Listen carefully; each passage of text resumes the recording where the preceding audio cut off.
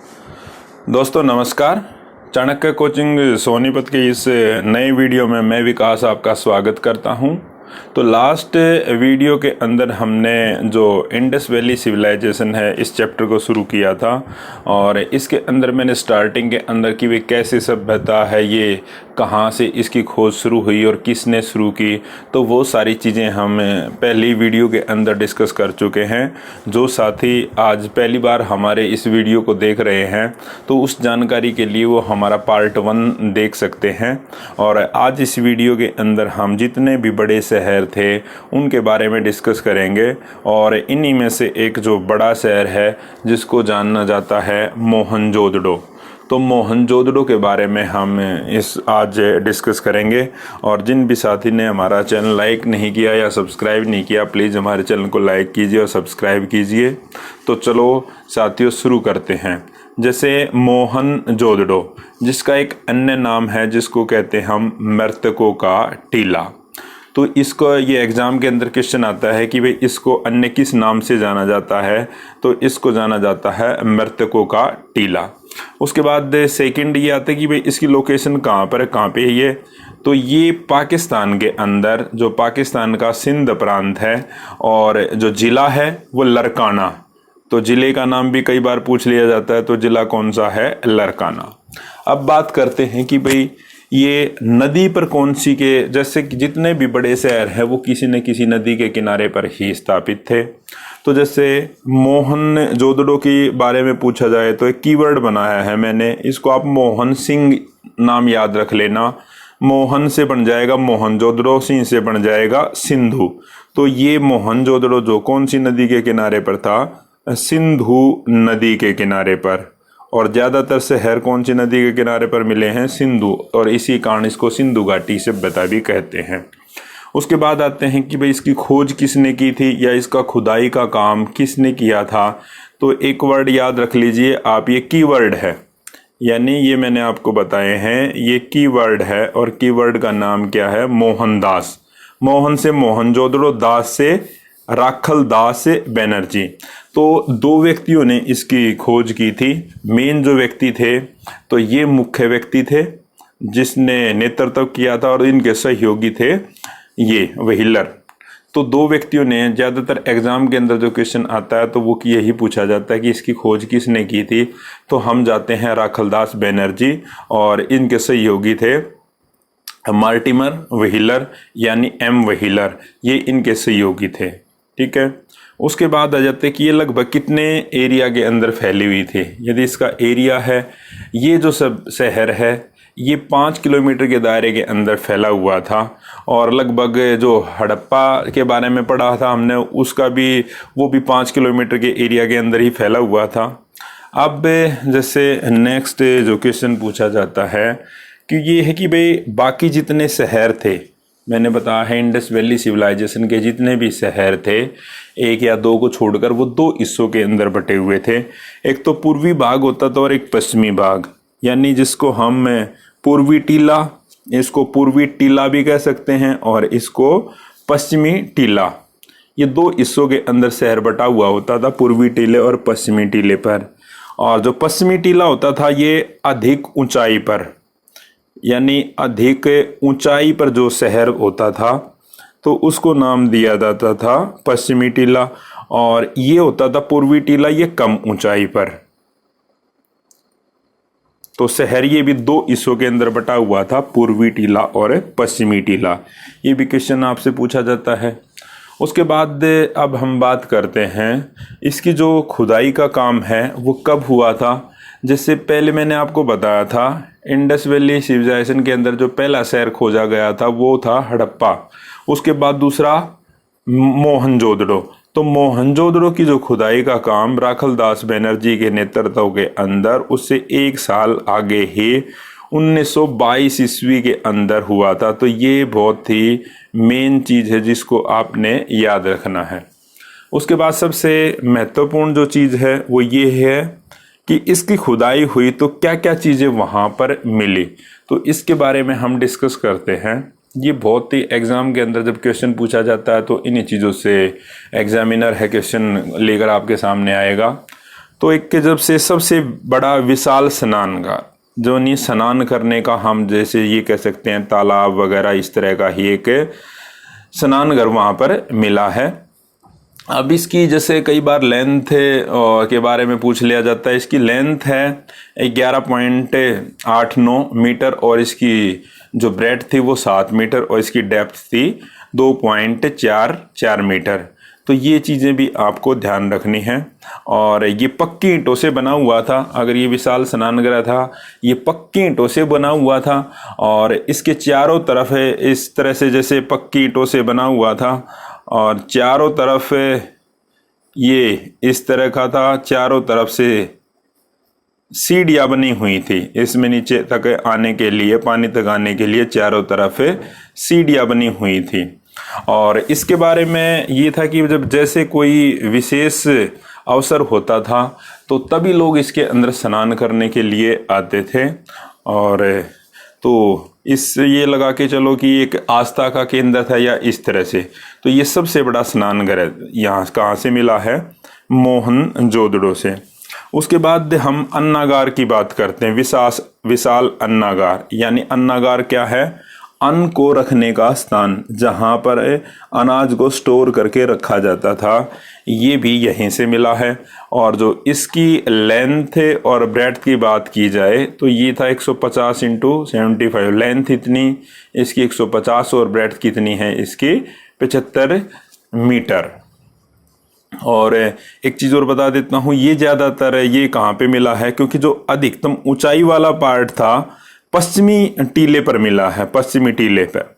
उसके बाद यहाँ पर ये भी सभापति भवन, यानी जिसको हम कह सकते हैं कि जहाँ पर जब कुछ कोई सभा की जाती थी, जो मुख्य व्यक्ति वहाँ पर जहाँ पर उपस्थित होते थे वो एक सभापति भवन होता था। तो सभापति भवन भी कहाँ पे मिला है? ये आपका मोहनजोदड़ो के अंदर। और एक पुरोहित भवन, जहाँ पर पुरोहित रहता था, पुरोहित भवन भी यहीं से मिला है। उसके बाद एक स्तूप टीला, जैसे पश्चिमी भाग के अंदर, यानी जो पश्चिमी भाग था, पश्चिमी भाग, इसको एक का नाम, जैसे पश्चिमी भाग को दुर्ग टीला भी कहते थे और इसका एक अन्य नाम है स्तूप टीला। या पूछ लिया जाए आपसे स्तूप टीला या दुर्ग टीला ये कौन से भाग के अंदर था, तो आप बताओगे पश्चिमी भाग के अंदर। ठीक है।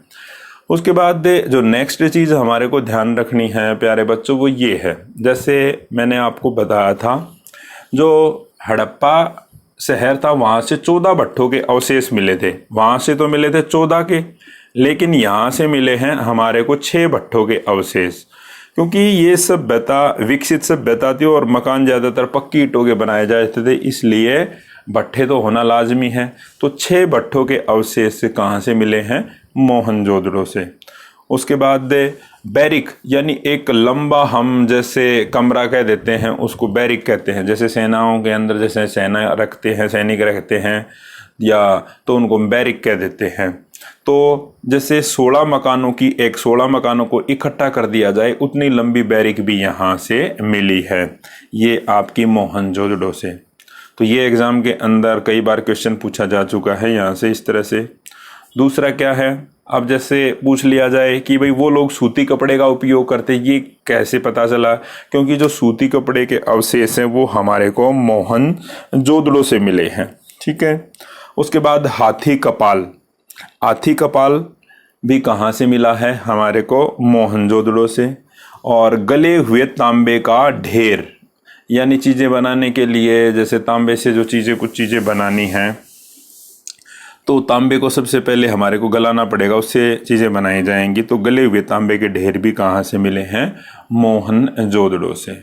उसके बाद जैसे कांसे की नर्तकी की मूर्ति, ये बहुत इंपॉर्टेंट है, ये एग्जाम के अंदर बहुत बार क्वेश्चन पूछा जाता है कि कांसे की नर्तकी की मूर्ति कहाँ से मिली है। तो कांसे की नर्तकी की जो मूर्ति है वो मिली है मोहनजोदड़ो से।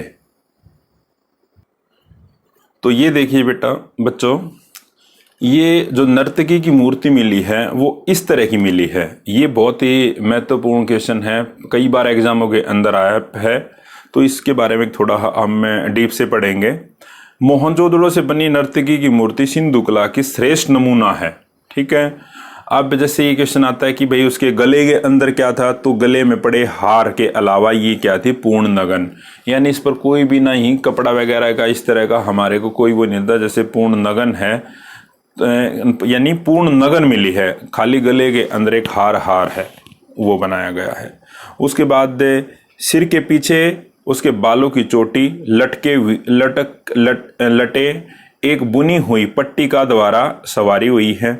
जैसे एक एग्जाम के अंदर अभी पीछे जो एस्टेट का एग्जाम था उसके अंदर क्वेश्चन पूछा गया था कि इसके हाथों के बारे में पूछा गया था कि वह कौन सा हाथ कहाँ पे रखा गया था। तो इस चीज को आप ध्यान से देखिए, सिर पीछे की ओर झुकाए, आंखें झुकी हुई, दाईं भुजा कूल्हे पर टिकी हुई तथा बाईं भुजा नीचे लटकी हुई। तो एग्जाम के अंदर यही क्वेश्चन पूछा गया था कि भाई कौन सी भुजा कहाँ पर थी। तो आप इसको देख लेना, दाईं भुजा तो इसके कूल्हे पर और बाईं भुजा नीचे लटकी हुई थी। तो ये चीजें आपने नर्तकी के बारे में याद रखनी है। नर्तकी के बारे में तो प्यारे बच्चों हमने पढ़ लिया। अब जैसे आता है कि एक घोड़े के दांत के अवशेष, घोड़े के दांत के अवशेष भी यहीं से मिले हैं।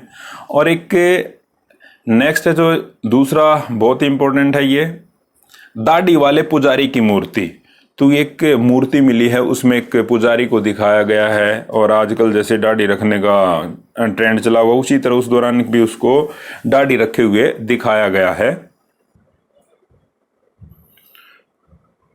प्यारे बच्चों, इस मूर्ति को जो मैंने अभी बताया था पुरोहित राजा की मूर्ति भी कहा जाएगा।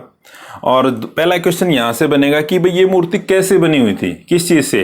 तो ये एक सेल खड़ी नामक जो पत्थर यानी से बनी हुई थी। ये क्वेश्चन कई बार पूछा जाता है। और एक चीज नोट कर लेना, इसमें देखो आपको दाढ़ी दिखाई दे रही है और उसकी मूछें नहीं दिखाई दे रही, ठीक है।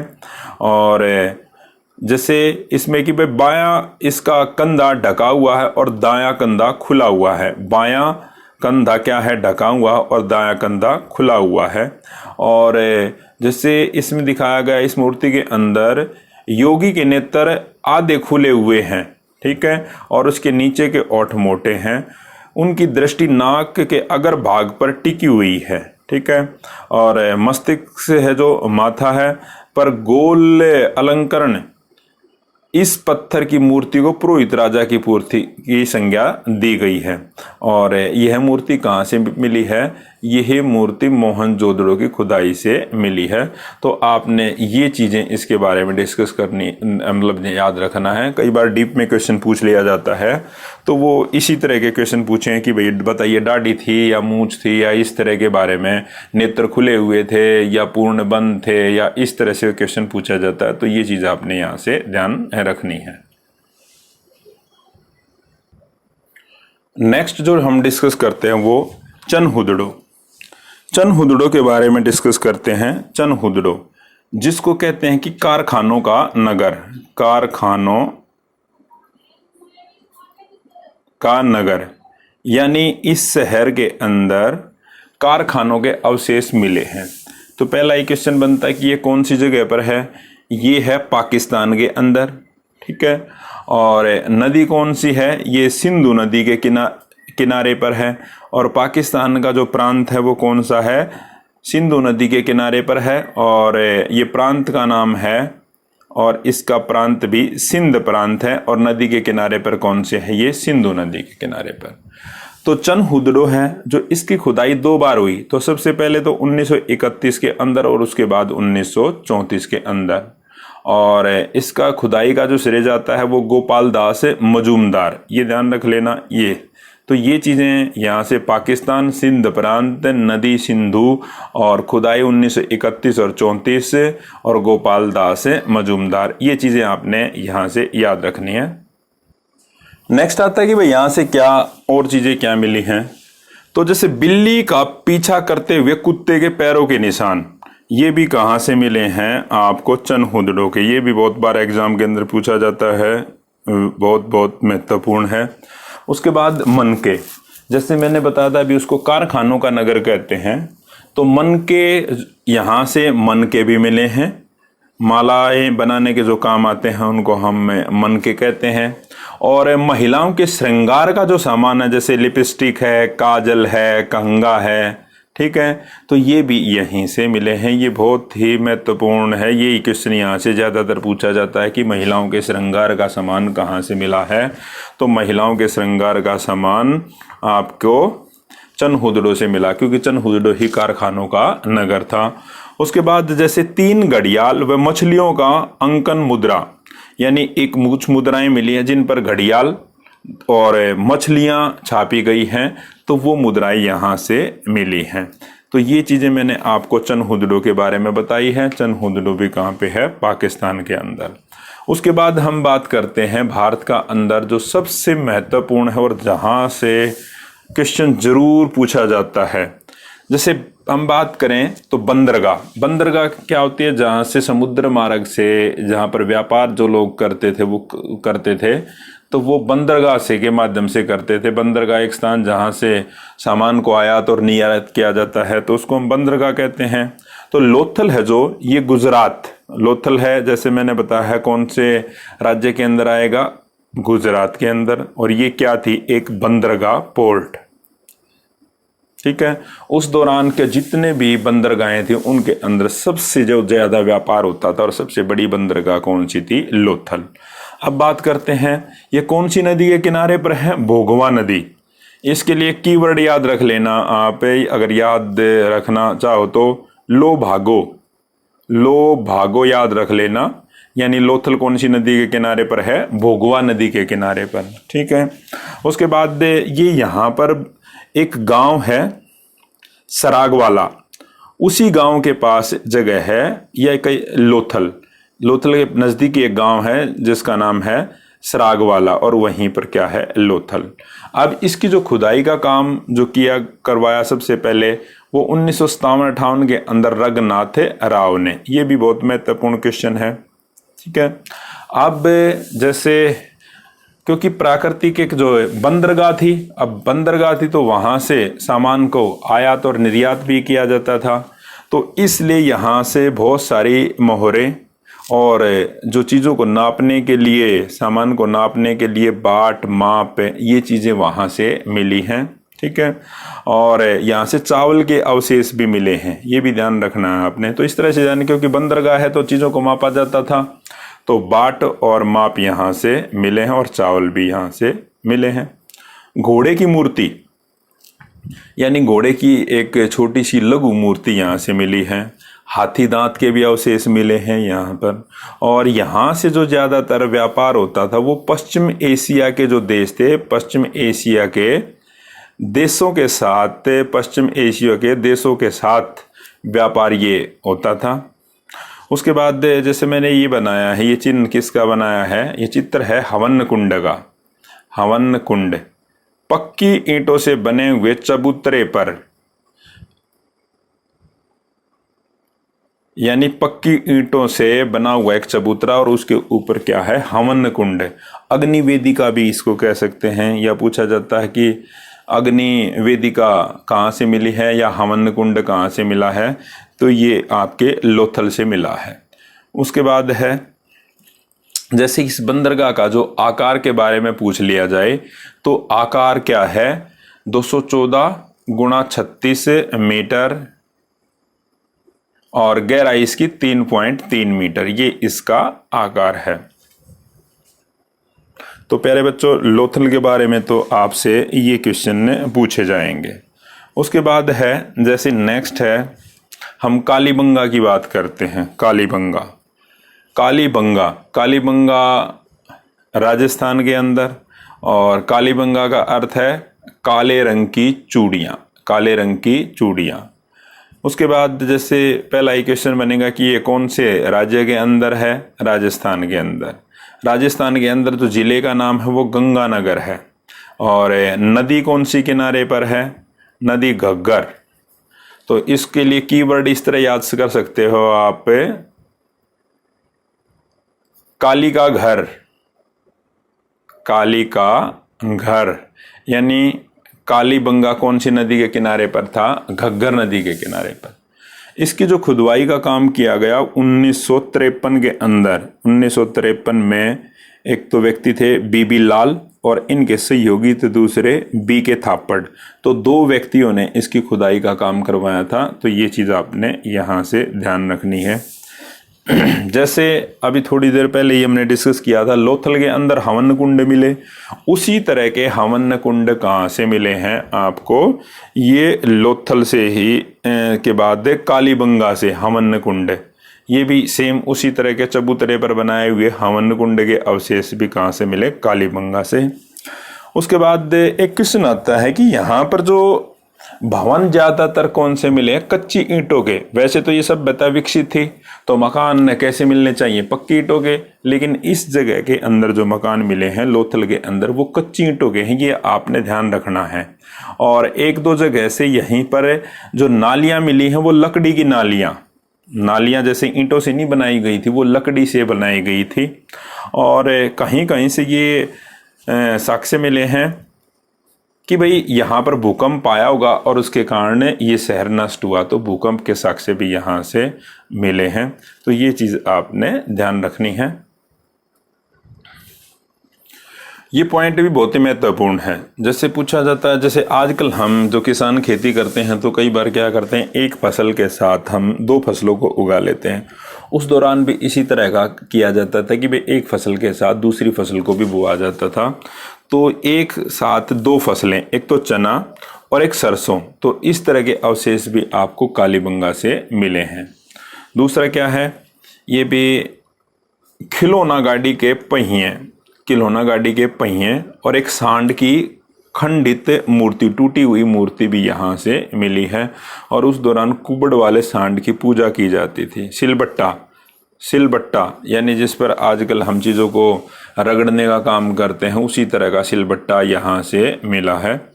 उसके बाद यहाँ से जो ईंटें मिली हैं उनका साइज 30, 20 और 10 मीटर, ये इस तरह का साइज यहाँ से मिला है।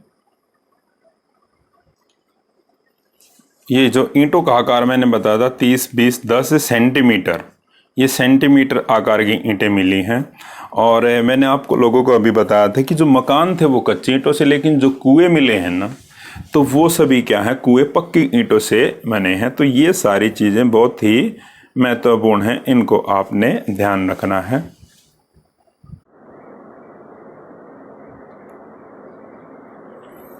तो जो नेक्स्ट शहर की जिसके बारे में डिस्कस करते हैं, बनावली।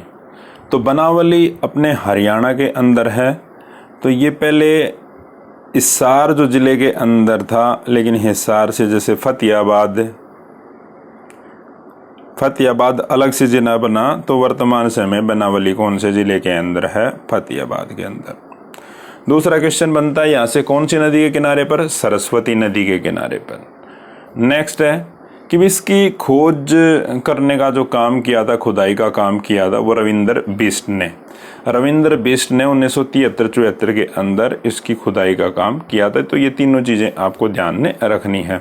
कई बार यहाँ पर हम कंफ्यूज हो जाते हैं, हिसार या फतेहाबाद। ये वर्तमान समय बनावली कौन से डिस्ट्रिक्ट के अंदर आएगा? फतेहाबाद के अंदर। उसके बाद हम ये कहते हैं कि उस दौरान हल से खेती की जाती थी, लेकिन हल के अवशेष तो नहीं मिले हैं।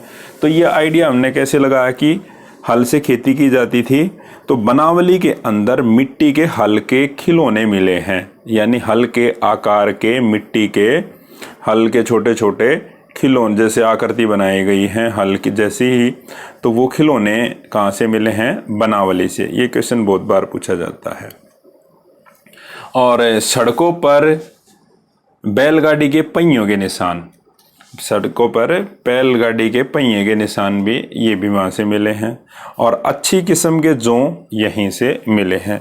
तो बनावली के बारे में एक जो बात की है यहाँ पर, जैसे इंडस वैली सिविलाइजेशन है, हड़प्पा सभ्यता है, अपनी नगर योजना के लिए जानी जाती है और पानी की निकास ड्रेनिंग सिस्टम बहुत अच्छा था। लेकिन बनावली के अंदर जो पानी की निकासी की कमी, यानी जो नालियाँ मिली हैं वो इतनी अच्छी नहीं मिली हैं, तो निकासी की कमी। तो ये क्वेश्चन भी पूछा जाता है, ये चीज़ आपने ध्यान में रखनी है। उसके बाद नेक्स्ट है जो राखी गढ़ी अपने ये जो राखी गढ़ी है ये भी हरियाणा के अंदर ही है। हरियाणा के हिसार जिले के अंदर है अराखी गढ़ी। और नदी कौन सी है? घग्गर नदी। और जो इसकी खुदाई का काम है सबसे पहले 1969 के अंदर, और उसके बाद दूसरे चरण में 1997 से लेकर 99 तक दो बार इसकी खुदाई का काम किया गया। सबसे पहले तो 1969। तो ये क्वेश्चन, ये चीज़ आपने ध्यान रखनी है यहाँ से। उसके बाद जो खुदाई का काम किया था वो डॉक्टर सूरजभान ने इसका खुदाई का काम किया था। और यहाँ से तांबे के ताम्र उपकरण मिले हैं, ठीक है।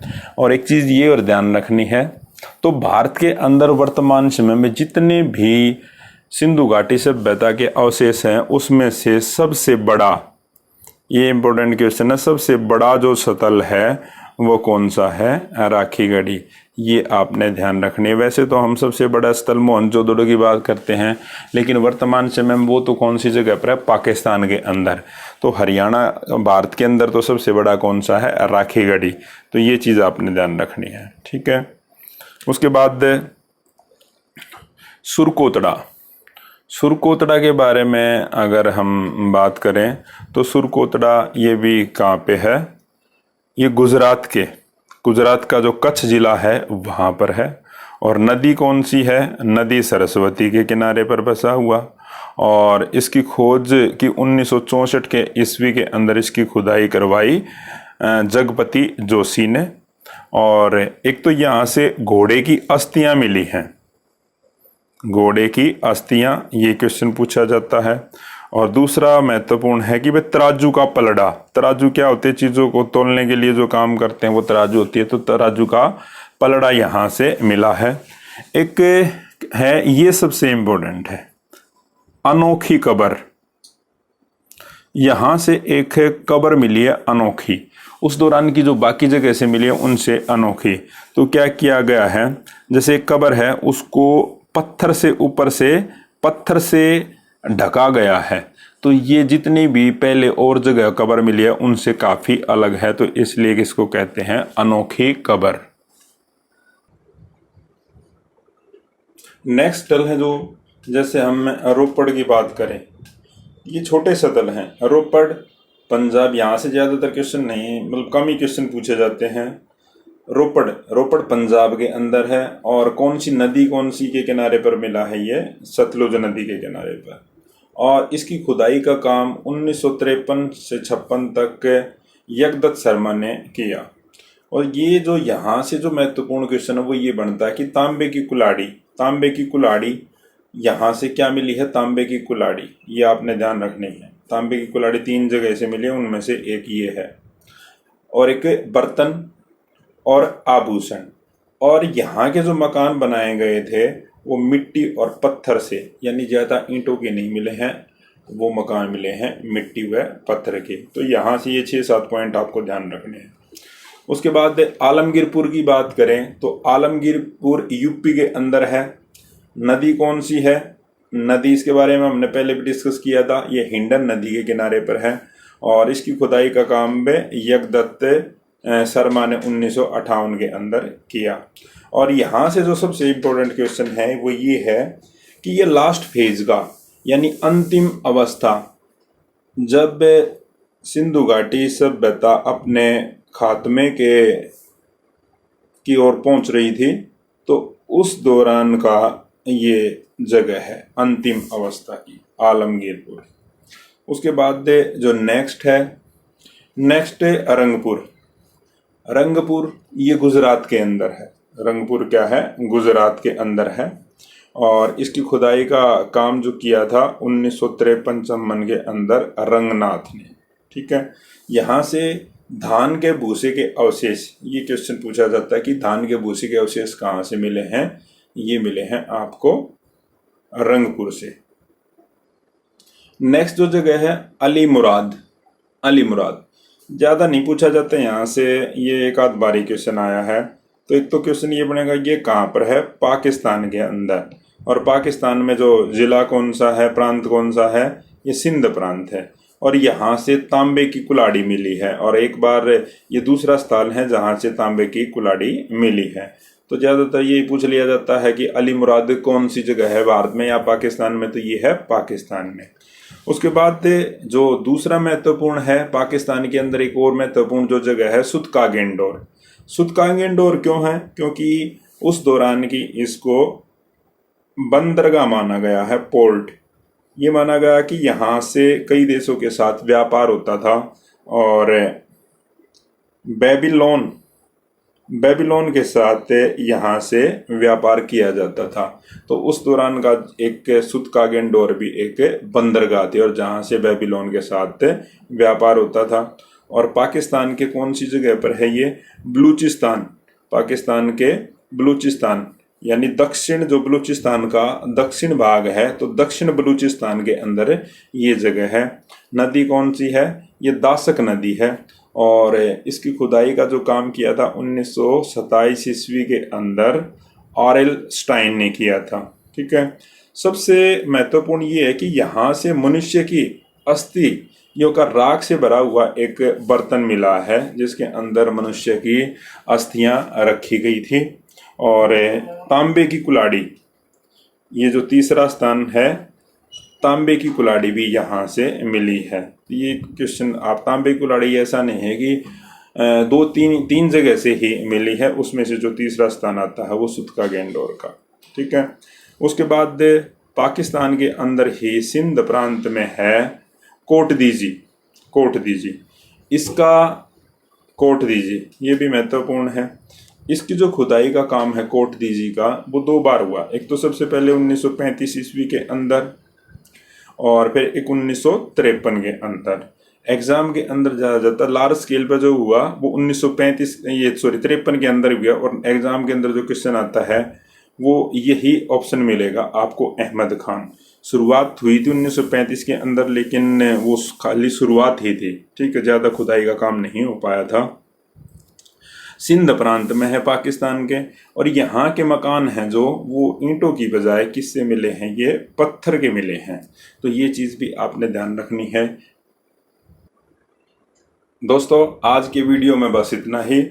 और नेक्स्ट वीडियो के अंदर हम जो डिस्कस करेंगे, तकरीबन मैंने जितने भी मुख्य शहर थे उनके बारे में आपको डिस्कस कर दिया है। तो आप हमारी पार्ट 1 और पार्ट 2 दोनों वीडियो को देखिए। जो नेक्स्ट जो वीडियो लेकर आएंगे उसके अंदर हम इस सभ्यता के अंदर जैसे पूजा किसकी की जाती थी, व्यापार किस किस के साथ होता था, वो कृषि किन किन चीज़ों की करते थे, तो और लिपि क्या थी, तो ये सारी चीज़ें हम डिस्कस करेंगे। दोस्तों, यदि हमारी वीडियो आपको पसंद आई है तो इसको लाइक कीजिए, शेयर कीजिए। जय हिंद, जय हरियाणा।